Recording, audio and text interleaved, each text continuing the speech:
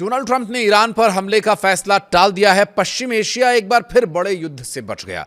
दरअसल शुक्रवार को खबर यह आई थी कि अमेरिका और इजरायल ईरान के ऊर्जा ठिकानों पर बड़े हमले की तैयारी कर रहे हैं, लेकिन ईरान की प्लानिंग के बारे में अगर उन्हें ये भनक लग गई होगी संभवतः तभी ये हमला रोके जाने की बात कही जा रही है। हालांकि शनिवार को अमेरिका के अपने नागरिकों को पश्चिम एशिया से कभी भी निकलने के लिए तैयार रहने की सलाह दे दी गई है, जिसके बाद मामला काफ़ी गंभीर हो गया था। इसी को देखते हुए ईरान ने भी साफ चेतावनी दी कि अगर हमला हुआ तो जवाब सिर्फ अमेरिका या इजरायल तक सीमित नहीं रहेगा, बल्कि सऊदी अरब, यूएई, कतर, पूरे खाड़ी क्षेत्र के ऊर्जा ठिकाने निशाने पर होंगे। यानी जितनी धमकी अमेरिका दे रहा है उससे कहीं ज़्यादा ईरान हमला करने को तैयार बैठा है, जिसके बाद सबसे ज़्यादा बेचैनी सऊदी अरब में बढ़ गई, क्योंकि उसे पता है कि बिल्कुल रेंज में है और कभी भी कुछ भी हो सकता है। क्राउन प्रिंस मोहम्मद बिन सलमान ने अमेरिकी राष्ट्रपति डोनाल्ड ट्रंप से सीधे बात की और तनाव कम करने की अपील की है। अब ट्रंप ने फिलहाल हमला करने का फैसला टाल दिया है। डोनाल्ड ट्रंप ने ट्रुथ सोशल पर लिखा कि अमेरिका पूरी सैन्य ताकत के साथ कार्रवाई के लिए तैयार था। ये दूसरे विश्व युद्ध के बाद सबसे भयानक हमला होने वाला था, लेकिन ईरान और पश्चिम एशिया के अन्य देशों की ओर से बातचीत का रास्ता अपनाने का अनुरोध किया गया। ट्रंप के मुताबिक अगर तेजी से समझौता हो जाता है और स्ट्रेट ऑफ हॉर्मुज पूरी तरह से खोल दिया जाता है, ईरान के परमाणु कार्यक्रम पर समाधान निकल आता है, तो अमेरिका हमला नहीं करेगा। फिलहाल के लिए उसे रोक दिया जा रहा है। उन्होंने ये भी कहा कि इजरायल भी इस फैसले के साथ है। हालांकि उनके इस फैसले के पीछे सीधे तौर पर ईरान की ओर से दी गई वो चेतावनी है, जिसमें विदेश मंत्री अब्बास अरागची ने सऊदी अरब, पाकिस्तान और तुर्की को साफ संदेश दिया था कि अगर अमेरिका या इजरायल हमला करता है या किसी क्षेत्रीय देश से उनकी मदद की गई तो जवाब तो लेना ही पड़ेगा।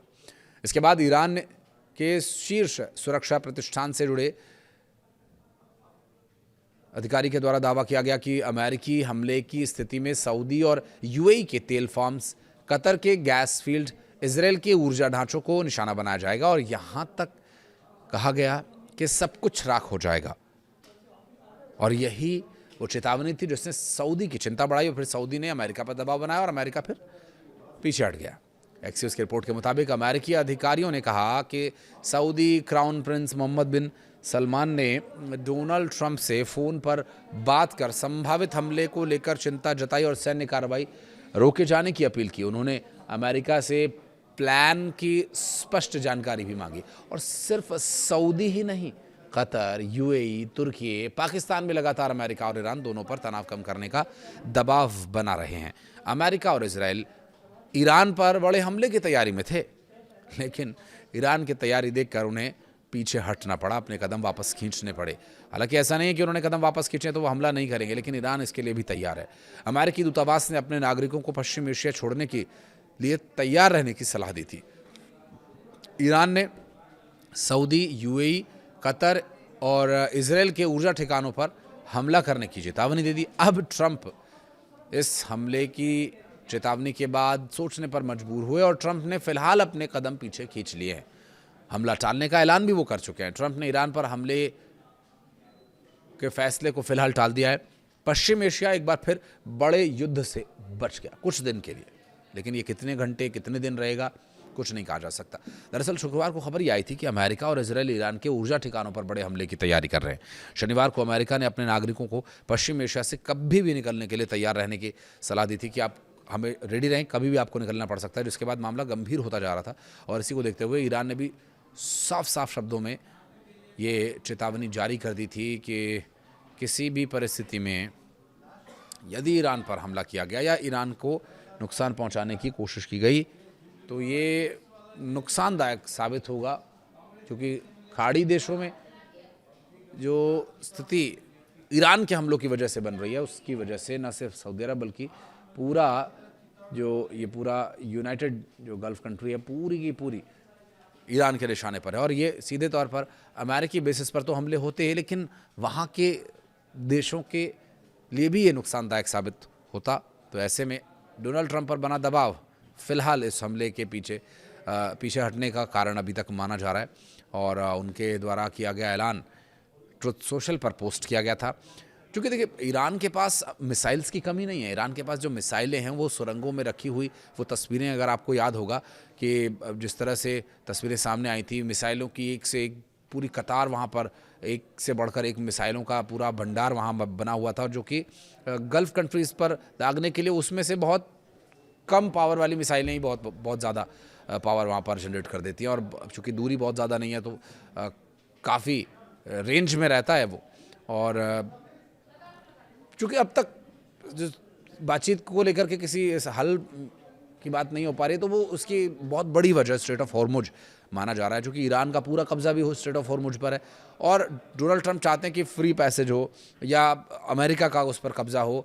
और इस तरह से समझौते को लेकर भी उन्होंने कहा कि यदि स्ट्रेट ऑफ हॉर्मुज पूरी तरह से खोल दिया जाता है, ईरान परमाणु कार्यक्रम पर समाधान निकाल लेता है, तो वो हमला नहीं करेंगे, फिर वो इस युद्ध से बैक कर जाएंगे। लेकिन अभी जिस तरह की स्थिति बनी हुई है और जो हालात अभी दिखाई दे रहे हैं, उससे लग नहीं रहा, क्योंकि फैसले के पीछे सीधे तौर पर ईरान की ओर से दी गई धमकियां ही हैं, चेतावनी ही है, जो कि सऊदी देशों की चिंता बढ़ा रही है। और विदेश मंत्री का जो बयान सामने आया था, उसके बाद साफ है कि सब कुछ राख हो जाए, उससे अच्छा है कि कुछ दिन आप ना करें हमला। उनका जो शब्द चयन था वो ही डोनाल्ड ट्रंप को डरा देने वाला था। और इस तरह से डोनाल्ड ट्रंप पर दबाव बनाना, क्योंकि देखिए अमेरिका का सीधा जो व्यापार है, एक मोटी रकम अमेरिका उठाता है गल्फ़ कंट्रीज़ में इन्वेस्ट करके, और वहाँ से जो अमेरिका को देखिए मनी और पावर या मनी पावर इन्हीं के लिए अमेरिका काम करता है। और इसी वजह से यूएई, कतर, तुर्की जैसे जो देश हैं, ये अमेरिका के लिए उस तरह से एक तरह से रोड़ा ही कहेंगे, क्योंकि अगर उनकी इन्वेस्टमेंट को, उनकी आय को हटा दिया जाए, तो ये ईरान के ख़िलाफ़ जो खुल करके कार्रवाई वो करना चाह रहे हैं वो नहीं कर पा रहे हैं। क्योंकि ईरान का सिर्फ इन गल्फ़ कंट्रीज़ नहीं बल्कि अमेरिका तक भी पूरा हमला करने का प्लान रहता है। और यहाँ पर जो बेसिस बने हुए हैं, सिर्फ उन बेसिस को ही उड़ाना नहीं, बल्कि ऐसे देश जो अमेरिका की मदद कर रहे हैं, इतनी बार चेतावनी देने के बाद भी अगर वो नहीं मान रहे हैं, तो फिर उन पर हमला करने से ईरान भला क्यों चूकेगा। और 28 फरवरी को जब युद्ध शुरू हुआ, उसके बाद से ईरान ने स्ट्रेट ऑफ हॉर्मुज बंद कर दिया, समुद्र में माइंस डाल दी, जिस वजह से वहाँ से गुजरने वाले जहाज़ों पर खतरा बढ़ गया। और इस सबका सबसे ज़्यादा असर उन देशों पर पड़ा जिनका तेल निर्यात इसकी वजह से बाधित हुआ है। और इस रास्ते पर, क्योंकि वो काफ़ी कुछ निर्भर करता है, और सऊदी अरब के पास एक बड़ी रणनीतिक बढ़त यह है कि वो खाड़ी का इकलौता बड़ा देश है जिसकी पहुंच पर्शियन गल्फ और लाल सागर दोनों तक है, यानी इसके पूर्व और पश्चिम में समुद्र है। जब स्ट्रेट ऑफ हॉर्मुज बंद हुआ, तब सऊदी ने अपने ईस्ट वेस्ट पाइपलाइन के जरिए तेल को सीधा पश्चिम में मौजूद यानबू बंदरगाह तक पहुंचाया और लाल सागर के रास्ते दुनिया को तेल बेचना जारी रखा। स्ट्रेट ऑफ हॉर्मुज पर दबाव बढ़ने के बावजूद वैकल्पिक रास्ता खुला रखा। हालांकि अब ये रास्ता पूरी तरह से सुरक्षित नहीं माना जा रहा है, क्योंकि ईरान समर्थित हूती विद्रोही लाल सागर, बाब एल मंदेब क्षेत्र में जहाज़ों को लगातार निशाना बनाने की धमकियां दे रहे हैं। और इनसे निपटने के लिए सऊदी ने 13 देशों के साथ मिलकर एक नया गठबंधन किया है। संभव ये भी है कि सऊदी को ये अंदाजा हो गया हो कि अगर इस बार युद्ध बढ़ा तो हूती विद्रोही बेलगाम हो जाएंगे और जहाज़ों पर हमला होगा, बहुत नुकसान होगा। और इस तरफ ईरान हमला करता है तो दूसरी तरफ हूती से भयानक नुकसान पहुंचाएंगे। अमेरिका ईरान तनाव का असर वैश्विक बाजारों पर तो दिख ही रहा है, क्योंकि जुलाई में ब्रेंट क्रूड करीब 24% महंगा हुआ है। स्ट्रेट ऑफ हॉर्मुज में जहाज़ों की आवाजाही प्रभावित होने से लाल सागर में बढ़ते खतरे ने पूरी दुनिया की आपूर्ति ऊर्जा के लिहाज से इस पर दबाव बढ़ा दिया। फिलहाल ट्रंप ने हमला रोकने का फैसला कर लिया है और इसे स्थायी राहत तो नहीं माना जा रहा है, लेकिन हाँ, फिलहाल फौरी राहत जरूर है। अगर बातचीत विफल होती है या स्ट्रेट ऑफ हॉर्मुज बंद होता है पूरी तरह से आने वाले वक्त में, तो पश्चिम एशिया फिर बड़े सैन्य टकराव की ओर बढ़ सकता है। आपको क्या लगता है? कुछ कहना चाहें तो कमेंट सेक्शन में ज़रूर बताइएगा। धन्यवाद।